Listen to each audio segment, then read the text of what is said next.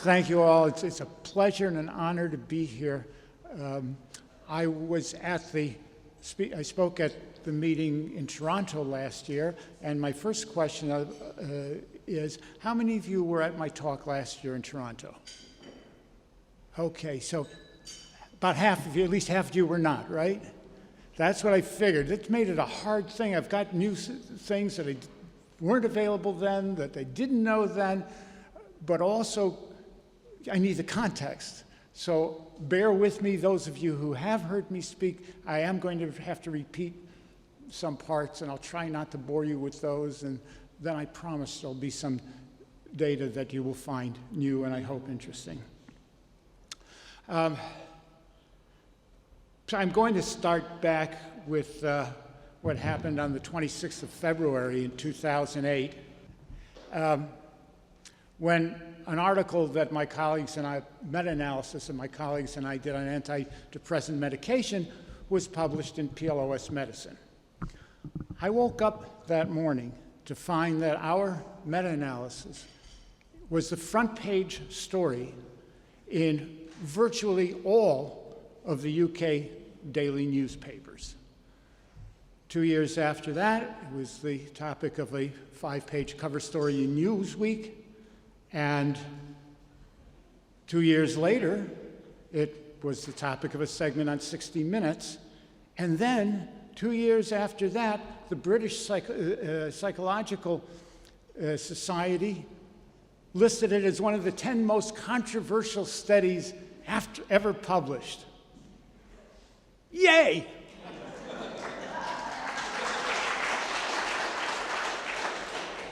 What happened? Somehow I'd been transformed from a mild-mannered university professor into a media superhero or supervillain, depending on which media you were looking at. Well, what the furor was all about was a study in which my colleagues and I used the Freedom of Information Act to obtain from the FDA the data files on what at that time were the 6 most widely prescribed antidepressants. Now, the FDA data is an exceptionally important data set. First of all, it's the basis of drug approval. One of the things that people say is, well, those FDA trials, they aren't any good. All right, if they're no good, the drug should never have been approved in the first place, right? Second, it includes all of the adequate and well-controlled studies, that's in quotes because those are the FDA's words, published on those drugs. And that's important because it turns out that about 40% of the clinical trials that are done by the drug companies in the process of seeking approval, they get sent to the FDA, but they don't get published. Why don't they get published? Well, let's take a look at the published trials. About 3 out of 4 of them show a statistically significant benefit for the drug over placebo. If you look at the unpublished trials, that's down to 12% of the trials. Well, what my colleagues and I had done was we took those data and we analyzed them, and we found that there was, on the Hamilton Depression Scale, there was a drug response of a little over 10 points. That is the average improvement on people given drugs. Problem was, there was over an 8-point response to the placebo, leaving a very small difference of less than 2 points on this potentially 52 or 53-point scale, depending on how you score it. So we published those, and then I spoke on 60 Minutes, and then Lieberman, I think it was, from the FDA, from the American Psychiatric Association, put out a statement, and he said, Kirsch's conclusions have been widely discredited by the FDA. Here's what an FDA spokesman had to say on the 60 Minutes broadcast. The data that we have shows that the drugs are effective. But what about the degree of effectiveness? I think we all agree that the changes that you see in the short-term trials, the difference between improvement in drug and placebo, is rather small. I love the look on her face when he says that. We all agree the difference is rather small. Oops, sorry, pressed the wrong one. There we go. We all agree. And why do we all agree? Well, here's what all these different meta-analyses of the FDA data, of the published data, done by people who are supporters of antidepressants, done by critics, they all show about the same drug-placebo difference. And I'd like you to pay a special attention, call to your attention, the last one of these studies. It's a study done by Mark Stone at the FDA. Mark Stone is the Deputy Director for Safety for Psychiatric Drug Products. And what he did was to take all of the data on antidepressants ever sent to the FDA for approved antidepressants, for all of them.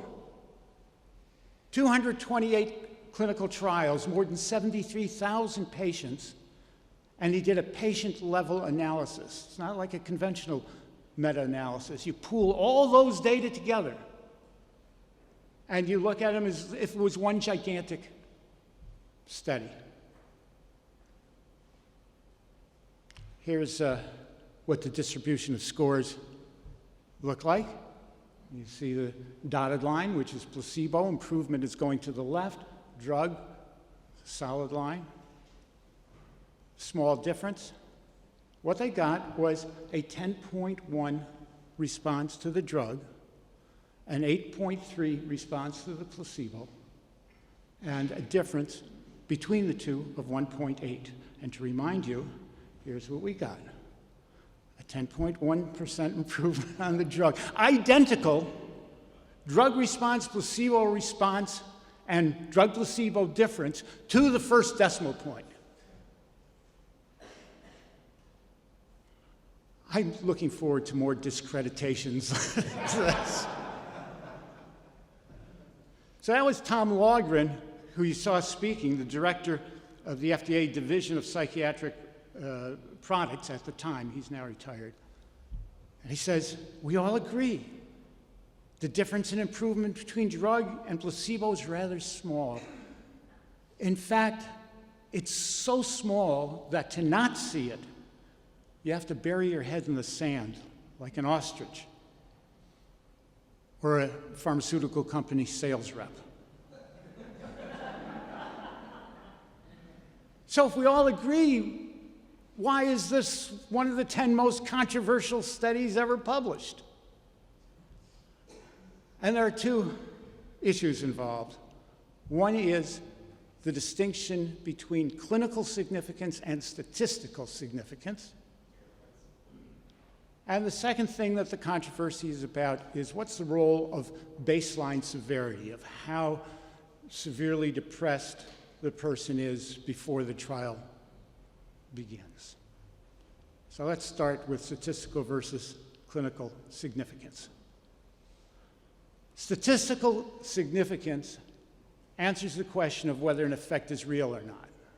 How likely is it to be due to chance? How likely is it to be a real effect for whatever reason? It doesn't tell you how large the effect is. Clinical significance has to do with how large the effect is. How big is it? What difference would it make in someone's life?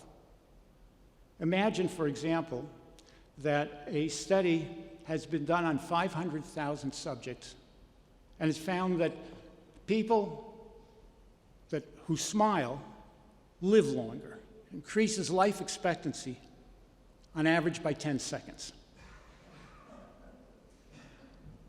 I can virtually guarantee you that with 500,000 subjects, that 10-second difference is likely to be statistically significant. in any real-life terms, it's meaningless, of course. So now we look at these data again. We all agree that the difference is statistically significant. But that doesn't tell us how meaningful, what difference it makes in someone's life.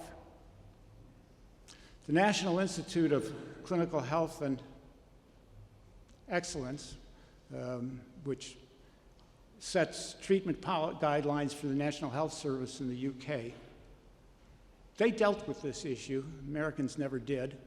They dealt with it, and they proposed a cutoff for clinical significance. And they said that in order to be considered clinically significant, you should have at least a 3-point difference on the Hamilton scale. Otherwise, it has no clinical meaning at all. And as you can see, none of the meta-analyses, none of the studies show that. So critics came back at me and said, well, but the NICE criteria are arbitrary. And I have to admit, they're right. The NICE criterion is an arbitrary criterion. It's as arbitrary as setting statistical significance at 0.05. It's as arbitrary of saying that if someone has a 50% reduction in symptoms, they're a responder, whereas if they had a 49% reduction in symptoms, they're a non-responder, which is conventionally what's done. It's as arbitrary as saying that someone who has less than 8 points on the Hamilton scale is now in remission. So then the question is, what would a non-arbitrary criterion look like? Our colleagues in the area of pain research have come up with a consensus as what that should be in the area of pain. And what they look at is for a pain reduction to be meaningful, you should reach a judgment of being much improved on the Clinical Global Impressions Improvement Scale. That's a 7-point scale in which people are rated as, by their clinicians, as being very much worse, minimally worse, no change, minimally better, all the way to very much improved. And again, the pain research suggests it should be much improved in order to be clinically meaningful. What do the data look like for antidepressants? Leucht and his colleagues did a patient-level analysis on 43 trials in which patients had been rated on the Hamilton scale and also had been rated on this Clinical Global Improvement Scale. And then what he did was to look at each rating and say, what was the average change on the Hamilton scale for people who have gotten worse? What's the average change for people who haven't changed? What's the average rating change on the Hamilton for people who have gotten very much better? And here's what we find, and what you will notice is among people who are rated by their clinicians as having shown no change in their depression at all, they show on average a 3-point improvement. Exactly what NICE had said as its criteria and what none of the meta-analyses reach as a drug-placebo difference. That's equivalent to no change at all. To get minimal change, people who have been rated as minimally improved, you wind up with a 7-point improvement on the Hamilton scale. And for much improved, you need a 14% change. Now let's look at these data again and put in those cutoffs.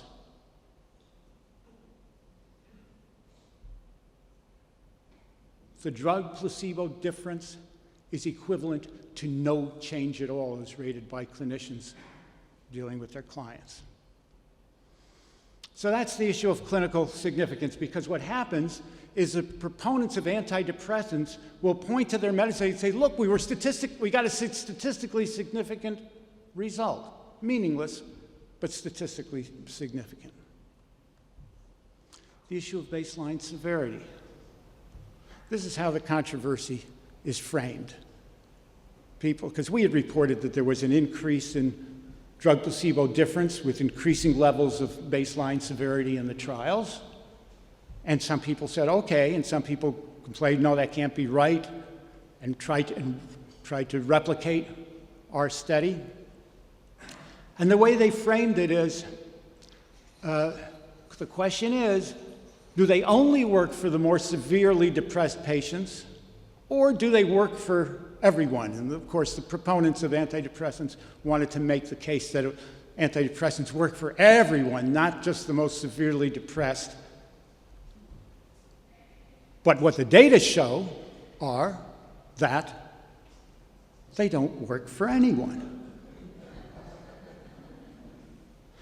Again, going back to that analysis of Mark Stone's at the FDA of the 73,000+ patients, here are the differences as a function of baseline severity extrapolated across the entire sample.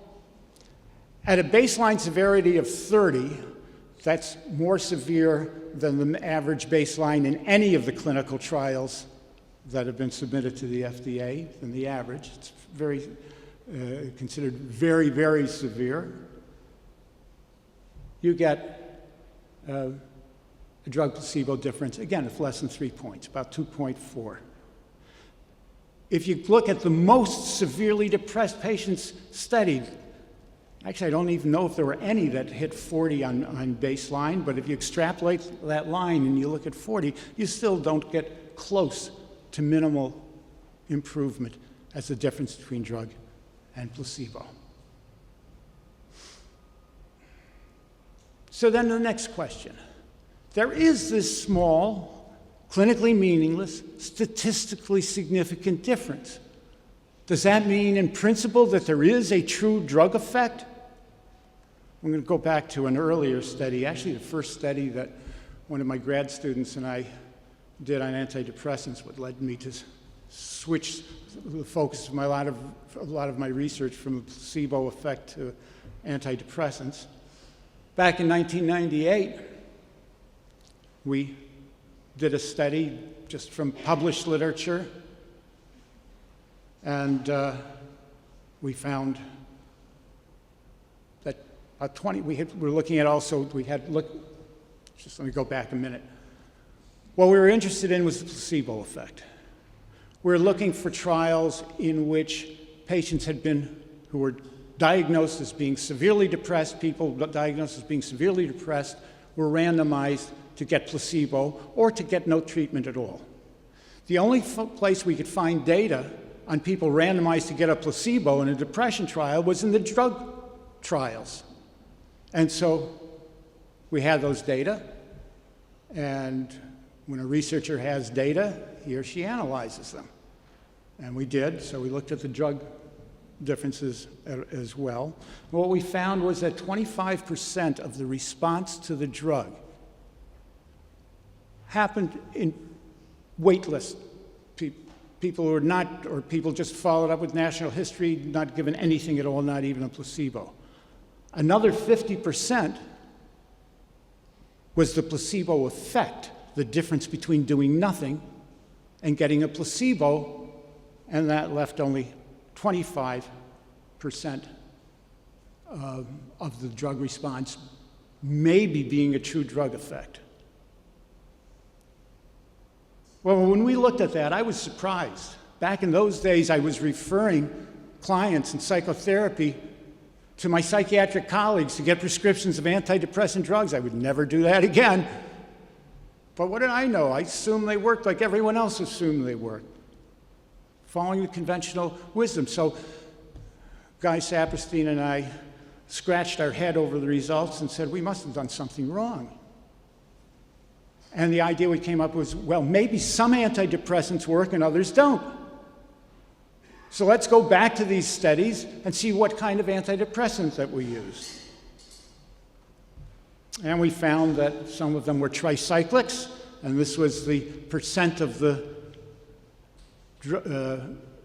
drug response produced that you see also in the placebo group, 75%. SSRIs, other antidepressants, and we found there were some of those trials that were looking at things that were not antidepressants at all, other drugs, including lithium, barbiturate, synthetic thyroid hormone with people without a thyroid disorder, benzodiazepam. What do they show? Exact same thing. It didn't matter what antidepressant or other drug you took. So the question is, what do all of these drugs, the various antidepressants, the benzos, the thyroid medication, what do they all have in common that they don't share with placebo? Side effects.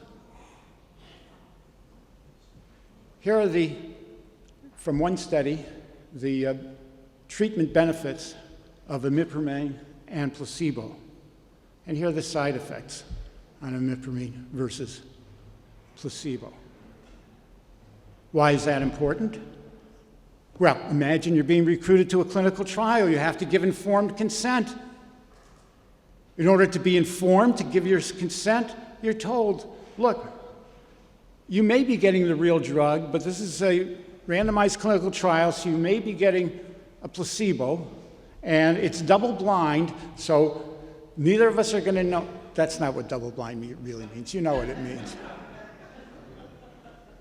And they're also told, you're told the therapeutic effects may take some weeks before you notice them, but you should know that this drug seems to have some side effects, and you're told what they are. You might get dry mouth, nausea. It's just like you see on television, you know, with the list. Now, if I were a subject in one of those trials, I'd be wondering, which group am I in? I don't know. It's double-blind. They're not going to tell me till the end of the trial. But you know what? My mouth's getting dry.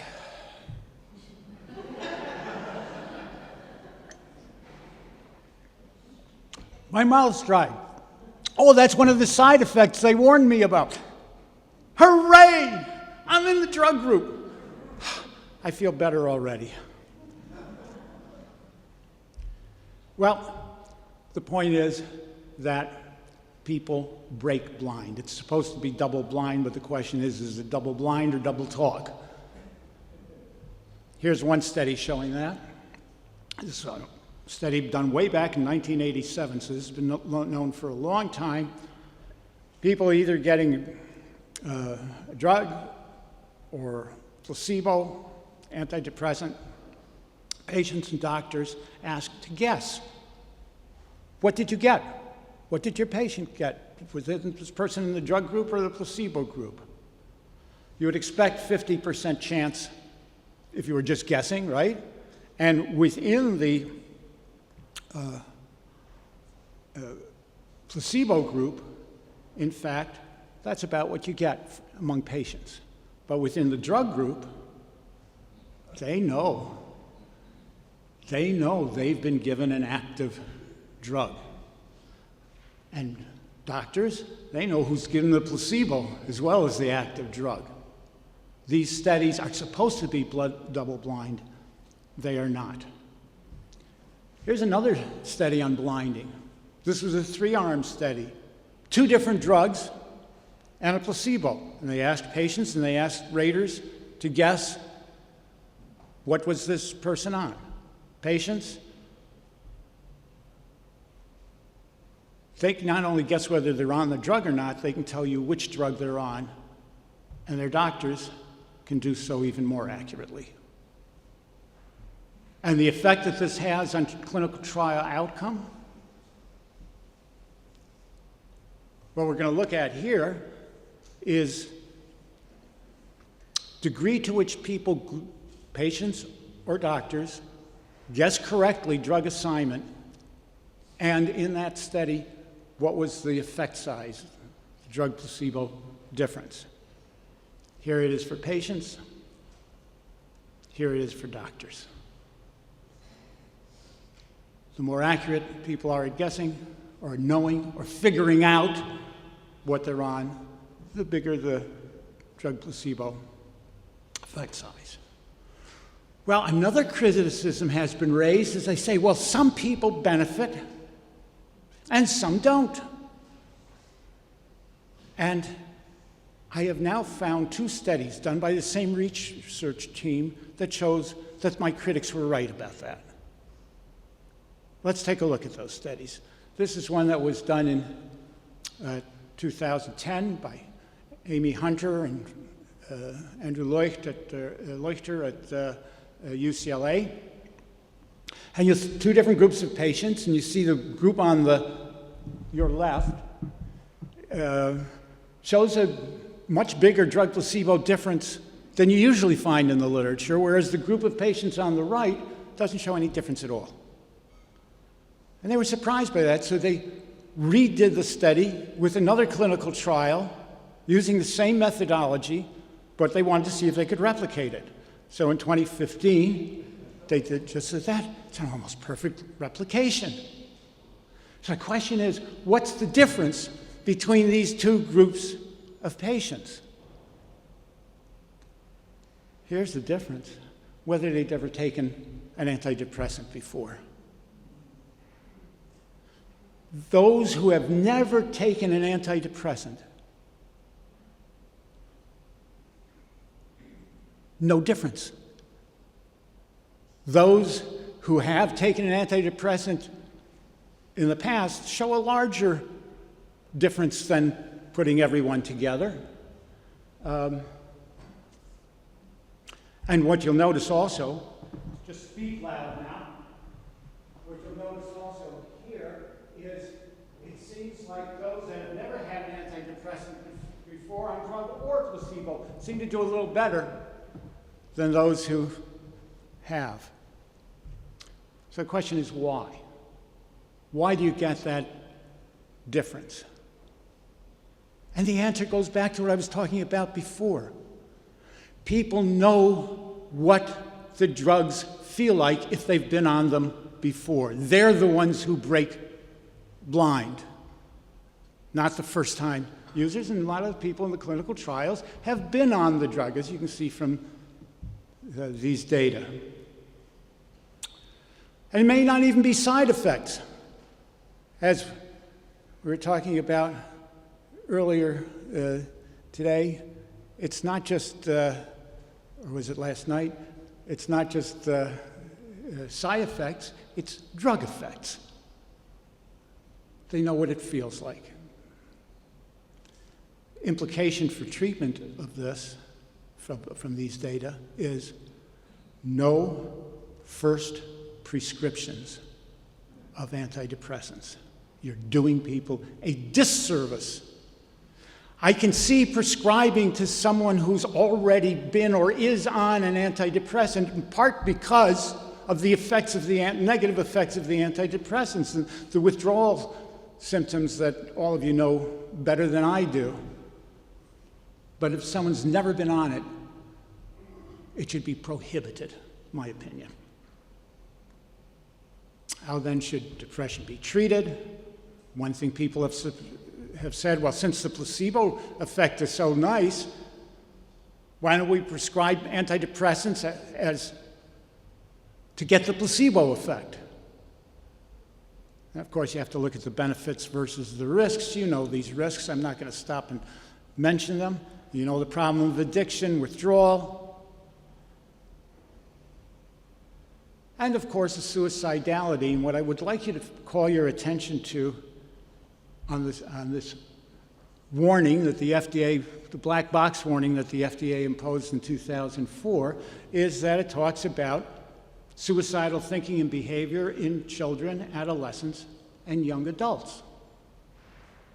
What about the rest? Same. Indeed, here are 2 recent meta-analyses looking at adults only. Suicides on drug versus suicides on placebo. Suicide attempts on those taking drugs and those taking placebos. And here's another more recent meta-analysis.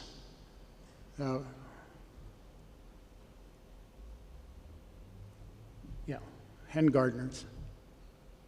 And again, same pattern of results.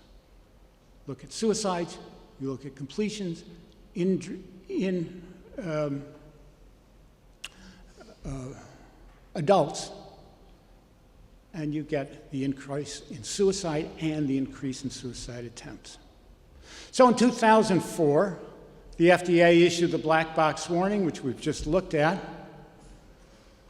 And one of the things that people have complained about recently is they say, well, you know what happened? You put on that black box warning and people stopped prescribing, or they reduced their rate of prescription in young people of antidepressants, and that increased the suicide rate. And so suicides have gone up. So Mark Stone, who's the one who did that patient-level meta-analysis that I showed you the data from, wrote an article about that. And these are some graphs. What he did was he correlated the prescription rate of antidepressants with the rate of suicide year after year after year after year, and he did it separately for various age groups and separately by gender. And here are the graphs. Now this is for males and females, 10 to 14, and then 15 to 19. And that black line that you just saw go up, that's 2004, where the black box warning was put on. And what you'll notice, first of all, how well correlated the lines are. And what you'll notice is, yes, there was a dip in both prescribing and suicides when they issued the black box warning, but then both went up higher than they ever have been, both suicides and antidepressant prescriptions in the country, in the US. That's for those two age groups. Here we have it for ages 20 to 24 and 25 to 34. Again, separated by males and females, same story. And when you look at 35 to 44 and 54 to 45 to 54, seems to break down a little. And then when you look at the elderly, the correlations are back.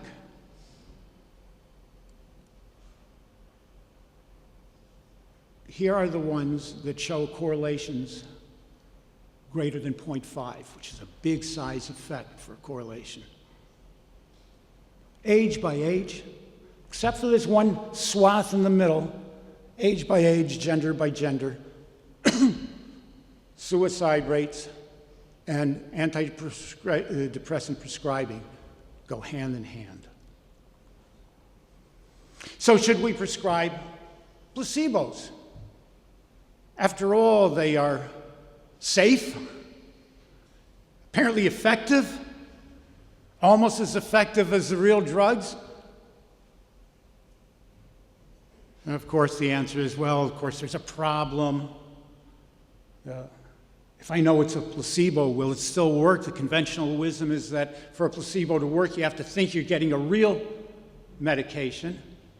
Turns out, and we've taken a side here, yes, it's time for that, to tell you that assumption actually turns out to be wrong. I was afraid of going over time, so I didn't put the data in, but let me just describe it to you.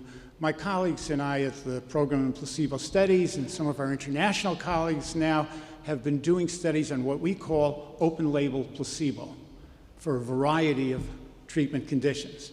An open-label placebo is when you give someone a placebo and you tell them it's a placebo. But you also tell them, and this is critical, that even though you know it's a placebo, it can still have an effect. And the way we explain that is we say,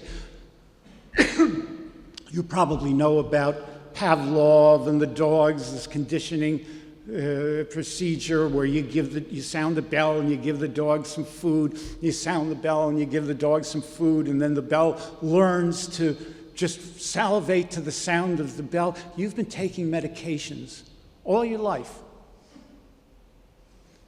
You can think of the pills, the capsules, the injections as being like the bell. And what these stimuli have done is they've acquired the capacity to stimulate your body's natural self-healing properties. And so it might work for you.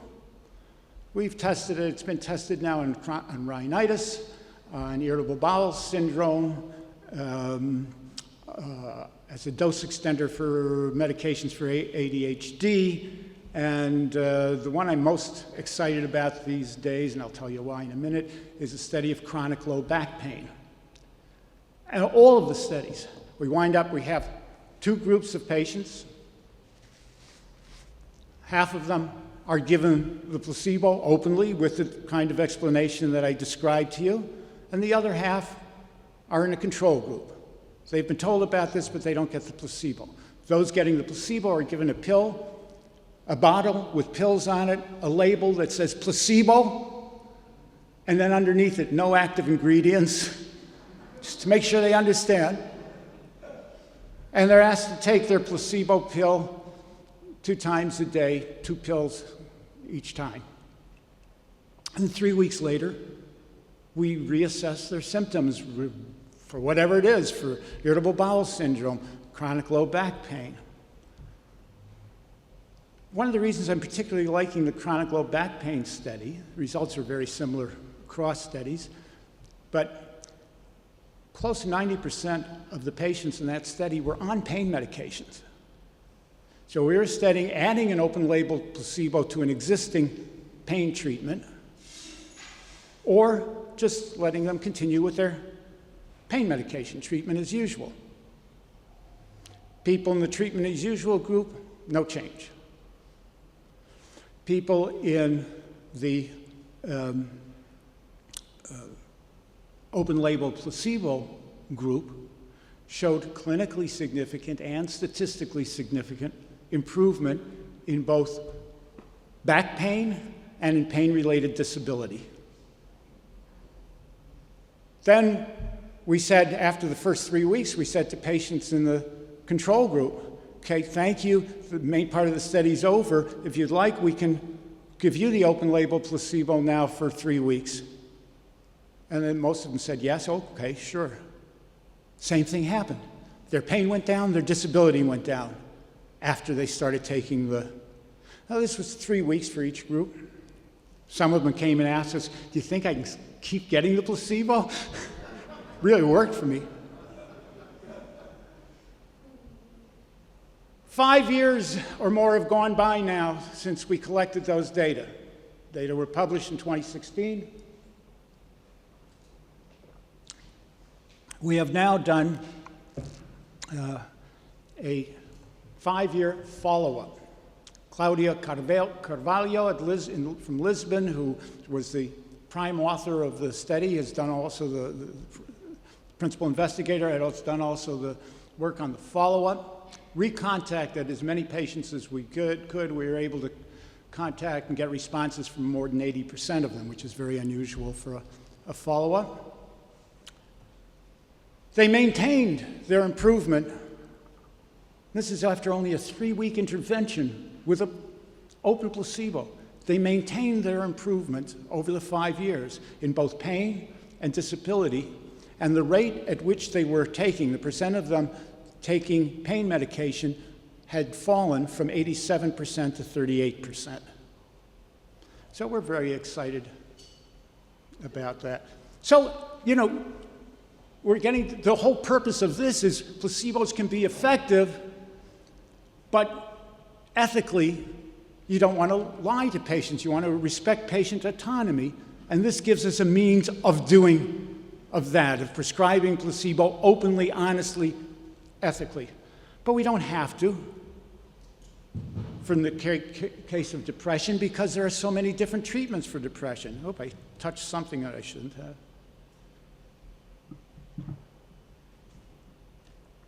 Here are the effects you've already seen of antidepressant versus placebo, and this is percent of symptom reduction in this meta-analysis. What percent of symptoms get better? You want to at least duplicate the placebo effect. Being put on a waiting list does nothing, essentially nothing. Treatment as usual, which usually includes antidepressants, is no different than placebo in a clinical trial. And then you have psychotherapy. You have psychotherapy with the addition of antidepressants. Doesn't matter whether you either one alone have the same short-term benefit. Acupuncture, omega-3, homeopathy, tai chi, qigong, and yoga. They all show the same response in terms of short-term outcome in treatment for depression. What about the long-term outcomes? Recent meta-analysis, well, not that recent, this one, 2013, psychotherapy versus antidepressants, looking at long-term outcomes. And Keepers and his group did it in two ways. One was looking at it if you give the treatment, psychotherapy, antidepressant, and then you have them, they're finished with the treatment, so they're taken off the antidepressant, and they're done with their psychotherapy. They're usually 15, 20 weeks of psychotherapy, comparing them side by side. And what you'll see is you get a significant benefit at the long term for psychotherapy versus medication.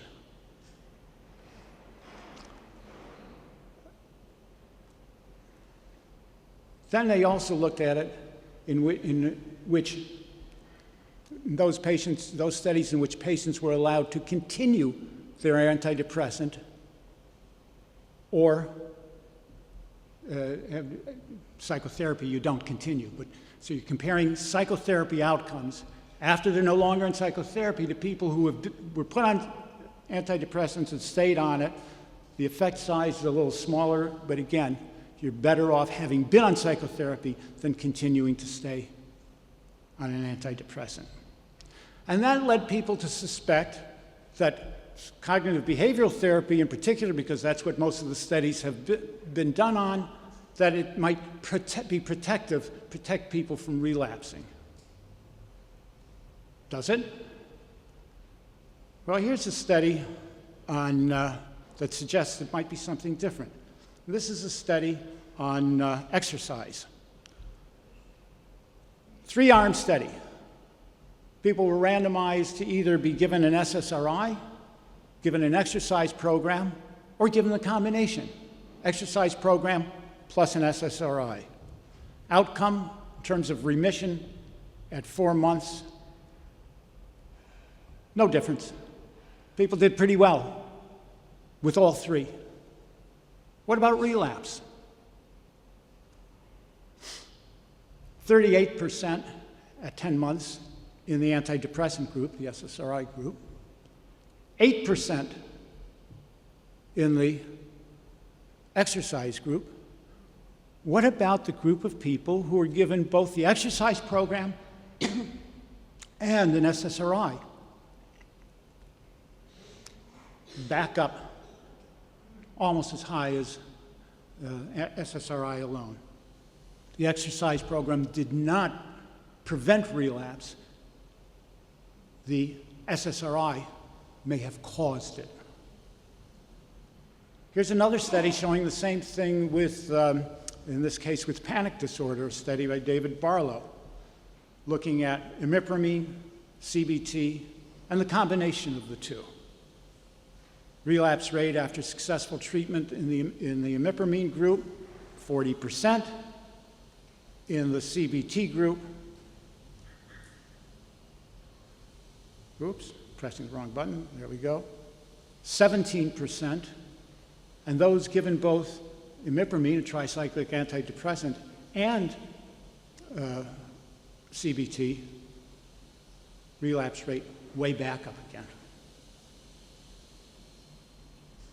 Adding imipramine, in this case, tripled the risk of relapse compared to just an exercise program without the imipramine. And then there's the meta-analysis by Paul Andrews at McMaster's University and his colleagues. Here are relapse rates on SSRIs, SNRI, tricyclics, MAO inhibitors, and here's the relapse rate on placebo. It's probably not the case that CBT or psychotherapy protects against relapse. It's just that the medication causes it. It might be part of withdrawal symptom, but it seems to do it even for more protracted periods of time, that is, people don't always relapse right away or very closely on. So they might be doing fine, but then they relapse. So we don't have to prescribe placebo, but I have to say I wish we could. I love placebo. I've been studying the placebo effect for my entire academic career, since the 1970s. You might say I'm addicted to placebo research. I tried to kick the habit. I even joined Placebos Anonymous, where the first step was to admit that I really didn't have a problem at all.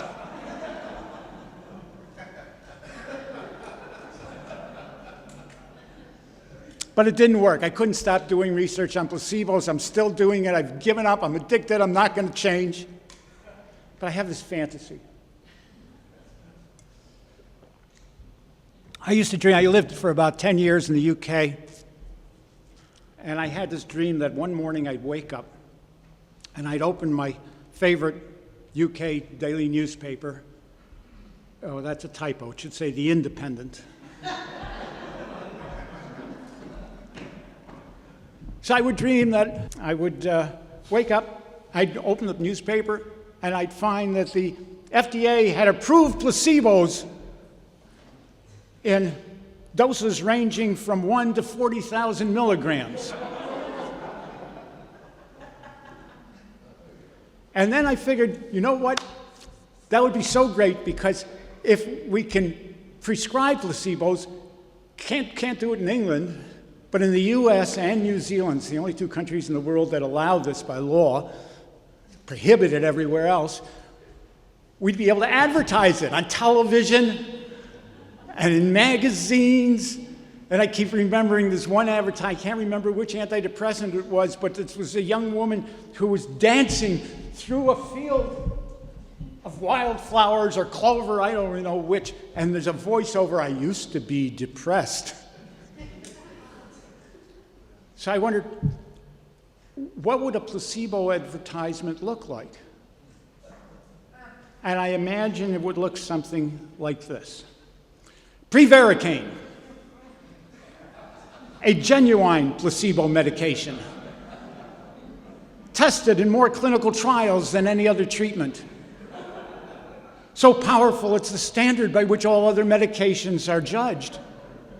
So effective, it can be used in the treatment of thousands of ailments. And it's safe enough to be given to infants, the elderly, and pregnant women. Remember, if it's a placebo, you can depend on it. So I thought I'd finish. I think I did this last year, but I can't resist doing this, by reading a poem of Shakespeare's. And then I thought, why should I? He never reads any of mine. But still, Shakespeare's Ode to Placebo is something I cannot resist sharing. Friends, colleagues, placebans, spare me your tears. I come to praise placebo, not to bury it. The evil doctors do lives after them.